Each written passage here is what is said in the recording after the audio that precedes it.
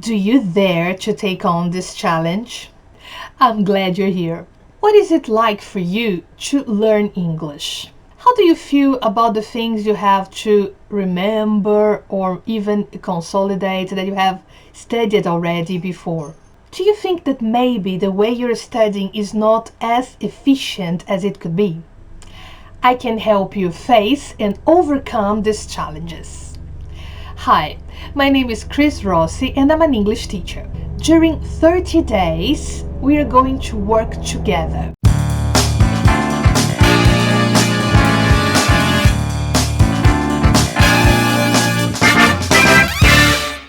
Why do challenges work?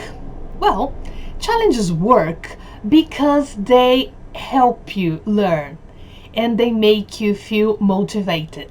Each stage of the challenge has 3 steps. The first one is when you focus on the topic, the second one is when you study it, investigate it, and the third one is when you put the things you've learned into practice. When you define the focus, you know exactly what you're going to study. When you study, not only do you learn the topic you're studying, but you also learn new ways to study. And when you practice, you have the opportunity to revisit what you studied before and also to test if you really understood the topic. If you repeat these 3 steps, you can learn any topic that you want. These are the rules of the game. The challenge is 30 activities, 1 activity a day for our journey. Our main platform is going to be the YouTube channel, where I will post a video a day. The tasks, the links, the instructions will all be on the area of description of the video.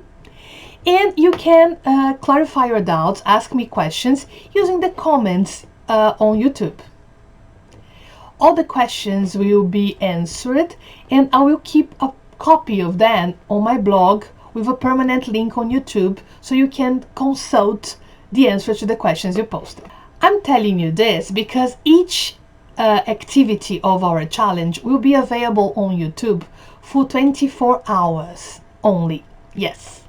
And at the end of the 30 days, I will leave all the activities available for another 7 days in case you missed any of the activities or any of the days of the challenge. You will also have a PDF file for a checklist that you're going to print so you can follow up what you're doing in your challenge. It works like this, okay? You do the activity and then you write it down on the checklist. If you miss a day, no worries, you just come back the next day. Even though the challenge won't be on YouTube anymore, the topic will be listed. So if you change the status on the checklist for revisiting, you can go back to that at the end of the challenge. The idea is that you do not let the activities that you have to do become a snowball that you cannot control. Lots of things to do that you cannot manage. The idea is to learn to study a bit every day and in a very consistent way. How do you use the checklist? I'm going to show you. The checklist shows all the days of the challenge 1 to 30. You print your checklist. It's a PDF file, as I mentioned before, and you write down the day of the month when you started, the topic that you studied, and at the end of the activity, you are going to self-assess your performance. You choose the emoji that best describes how you feel about the topic. Do you feel that you are really confident about it? You know what you're doing? Or maybe you feel that you need to practice a bit more. Well, maybe you missed the task or you don't feel confident at all. So then you have to choose the option revisit it. Which materials do you need for the challenge? Well, we're going to use the YouTube channel and a notebook that I call the Daily Challenge Notebook. This is a notebook dedicated exclusively for the tasks you're going to do in these challenges. It's important to use a notebook just for that, because this way you are learning a new way to organize your studies and your notes.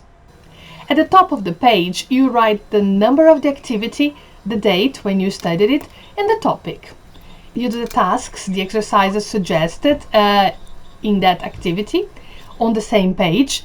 And remember, it's important to write down the links for the websites where you found the activities or the material, so you can revisit it later. You can also have a digital version of your notebook using any kind of document to type your text. Finally, you're probably asking yourself, how many challenges can you take on at the same time? Well, I may post more than one challenge at the same time. And of course, you can do more than one at the same time. But it's important to focus on what you really need to develop or learn. It's not just about learning the language, but also about trying new studying strategies. So maybe trying one challenge at a time is a better idea. Good luck with your challenge.